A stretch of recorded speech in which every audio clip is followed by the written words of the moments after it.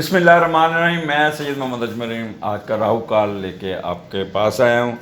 और राहु काल तो 1-2 मिनट का वो आखिर पे मैं बयान कर दूंगा, लेकिन कुछ ना कुछ टॉपिक ज़रूर मैं आपके साथ डिस्कस करता हूँ।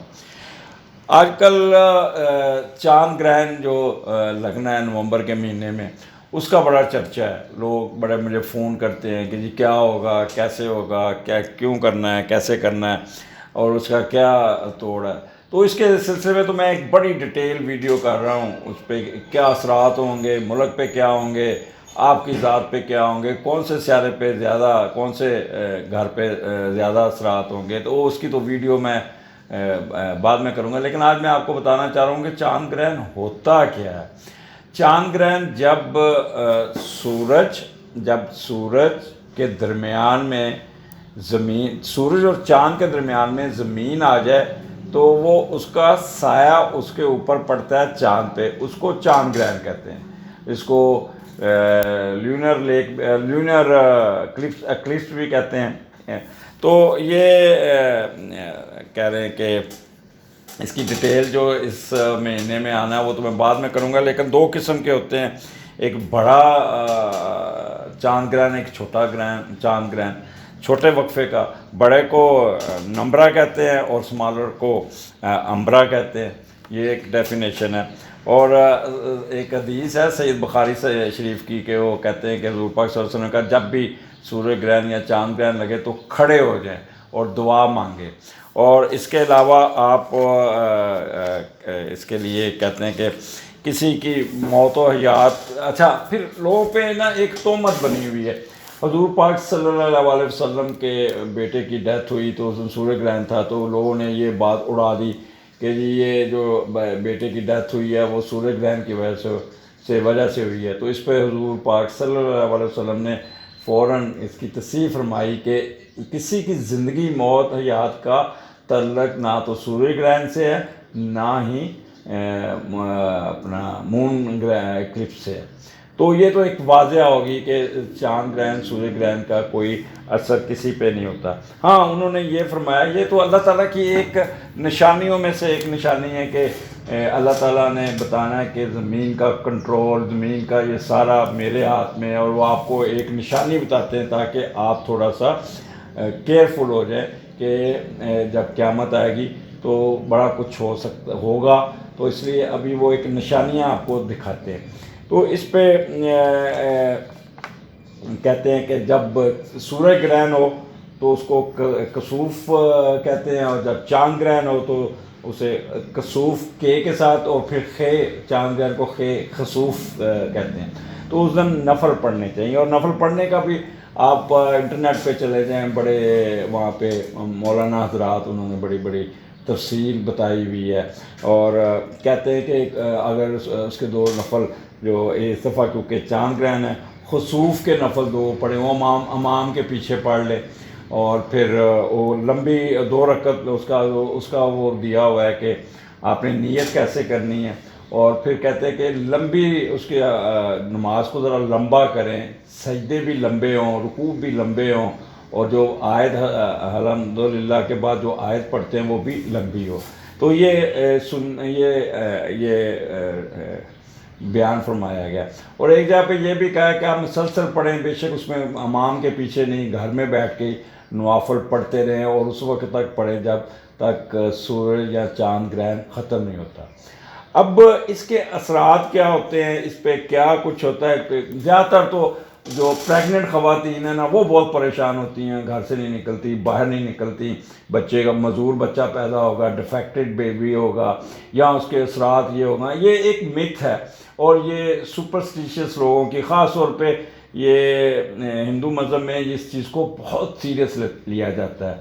और वो हर काम को सूरज ग्रहण और चांद ग्रहण को लेके चलते हैं, जबकि इस्लाम में ये चीज़ें नहीं हैं।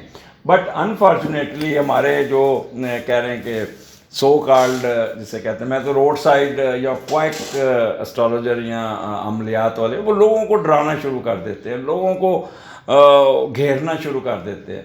फिर वो अपना मंजन भेजते हैं कि ये कर लें, ये कर लें। कुरान पाक में या हदीस में क्लियर कट लिखा हुआ है कि चांद ग्रहण होगा या सूरज ग्रहण होगा तो आपने क्या करना है, और इसके कोई किसी किस्म के नेगेटिव इफेक्ट्स किसी की जान पे, बच्चे की, उस पे नहीं होगी। एनीहो, इस महीने के मिड में या मिड से ज़रा आगे एक चांद ग्रहण होने जा रहा है, और वो छोटा चांद ग्रहण है, माइक्रो मून जिसे कहेंगे, वो है।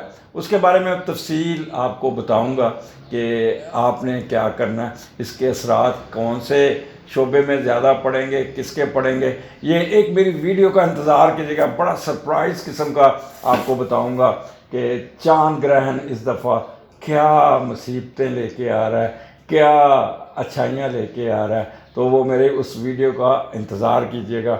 आप लोगों को एक आपके बड़े मैं कंसेप्ट क्लियर कर दूंगा, जो आप वो जेली पीरों के, जेली एस्ट्रोलॉजर के हाथों में आप काबू आए हुए हैं, वो उसको निकालने की कोशिश करूँगा। तो ये आज का जो वीलॉग था ये चांद ग्रहण के बारे में था। अब आ जाएँ राहु काल। मैं राहु काल पे सवाल लिखे थे सारे AM PM बता दे करें, तो मैं ये एक चीज़ बता दूं कि राहु काल सूरज निकलने से बाद और सूरज गुरूब होने से पहले का जो टाइम, दिन की रोशनी का टाइम है, वो राहु काल है, और वो 90 मिनट का पीरियड है। जिस मुल्क में जिस जगह पे भी है वो जो सूरज निकलता है वो उसके मुताबिक आप उस टाइम को कैलकुलेट करें। यानी कि मगरब फजर सूरज निकला और सूरज गुरूब हुआ, उसको आप 9 हिस्सों में डिवाइड कर लें, वो आपका टाइम निकल आएगा कि 90 मिनट है, 80 मिनट है, जो भी है। वो कईयों के तो दिन छोटे होते हैं, कईयों के दिन बड़े होते हैं, तो वो उसके हिसाब से करेंगे। अब वो टाइमिंग जो मैंने आपको बताया है कि ये दिन की टाइमिंग है, दिन के वक्त है। पीर को सुबह 7:30 से 9 बजे के दरमियान आपने कोई डिसीजन नहीं लेना, आपने कोई एग्रीमेंट नहीं करना, आपने कोई क्या कहते हैं इन्वेस्टमेंट नहीं करनी, कोई नई चीज़ नहीं शुरू करनी। आप अगर कोई कहते हैं कि फाइल वर्क कर रहे हो और उसमें मेजर डिसीजन करने, तो उसको 9 बजे तक डिले कीजिएगा। और वैसे भी अब ऑफिस 9 बजे होते हैं, 9 बजे के बाद ही जो भी डिसीजन पीर को करना है, तो वो ये टाइम है 7:30 से 9 बजे। उसके बाद मंगल का दिन आ जाता है। मंगल को आपने 3 बजे से लेकर 4:30 बजे के दरमियान you should be very careful. उस दिन जिनका मार्स नेगेटिव है वो बड़े गोश्त का 1 पाव बड़ा गोश्त लें, हाथ लगा के वीराने में फेंके, घर की छत पे कभी या कब्रिस्तान में कभी कोई चीज़ ना फेंका करें। बड़ा सख्त गुनाह होता है जब आप कब्रिस्तान में सिरी फेंक आते हैं, गोश्त फेंक आते हैं, तो वहाँ पे बदबू फैलती है, और वो जो आप सदका कर रहे थे वो आपके ख़िलाफ़ 100% बल्कि 200% आपके ख़िलाफ़ जाता है। तो कभी कब्रिस्तान में कोई चीज़ ना फेंकें। तो मंगल को 3 बजे से 4:30 बजे के दरमियान किसी किस्म का फ़ैसला नहीं करना, और बुध को 12 बजे दोपहर से 1:30 बजे के दरमियान आपने बड़ा सोच समझ के चलना है। कोई सफ़र नहीं शुरू करना, कोई पेपर साइन नहीं करना, कोई एग्रीमेंट नहीं करना, कोई डिसीजन नहीं लेना, कोई फ़ैसला नहीं करना। तो ये जुमे रात का टाइम है 1:30 बजे से 3 बजे, और जुमे का 10:30 से 12 बजे के दरमियान, और हफ्ते को सुबह 9 बजे से 10:30 बजे के दरमियान ये राहु काल टाइम है, और इतवार को 4:30 से 6 बजे के दरमियान ये टाइम है। अच्छा, मैं यहाँ पे हर एक पूछता है कि मेरा राहु काल टाइम है। एक हफ्ता आपके पास होता है, एक हफ्ते में आप अपने सामने ये चार्ट लिख के रख लें किस दिन आपको प्रॉब्लम आया इस दिनों में, ठीक है।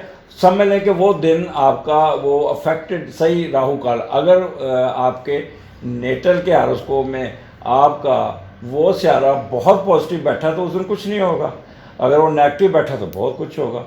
तो ये थोड़ा सा खुद भी आप प्रैक्टिस करें, खुद भी देखें। मैंने तो इस पर बड़ा काम किया, प्रैक्टिस की। मैं जो भी आपसे बात करता हूँ उसको एक रिसर्च की बेस पे करता हूँ। मैं वो नहीं हवा में नहीं छोड़ता बातें कि जी ये ऐसे होगा, ऐसे करेगा ना। मेरी आदत है किसी को डराने की, ना मेरी आदत है खौफ ज़दा करने की, ना मेरी आदत है किसी को बेवकूफ़ बना के लूटने की। मैं एक स्ट्रेट, यही फ़र्क है अनपढ़ एस्ट्रोलॉजर और पढ़े लिखे एस्ट्रोलॉजर में। पढ़ा लिखा एस्ट्रोलॉजर कभी भी आपको बेवकूफ़ नहीं बनाएगा, कभी आपको डॉज नहीं करेगा, कभी आपको लारे नहीं लगाएगा, कभी लाख 2-2 लाख लेके आपको वो नहीं बनाएगा। तो ये चीज़ें इनसे निकलें बाहर, और मैंने देखा कि जो रोड साइड एस्ट्रोलॉजर है ना, अपने प्रोग्रामों में बड़ी मेरे पे तनकीद शुरू की हुई है, बड़ी फायरिंग कर रहे हैं कि ये देखो जी ये वो ठीक है। तो ये सुनने दें, हमारा काम है कि आपका ईमान, आपका यकीन अल्लाह पे होना चाहिए, ना कि ये रोड साइड एस्ट्रोलॉजर जो अपनी किस्मत नहीं चेंज कर सकते, तो आपकी किस्मत क्या चेंज करेंगे। अगले प्रोग्राम में फिर मुलाकात होगी। अल्लाह हाफिज़।